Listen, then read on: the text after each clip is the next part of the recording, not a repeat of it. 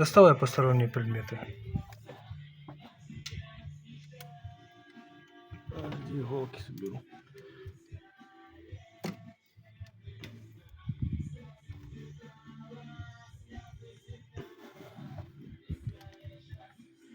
О, это кто? Это рокер. Он, наверное, не там должен быть. Да, я думаю, да. Только как его достать сейчас.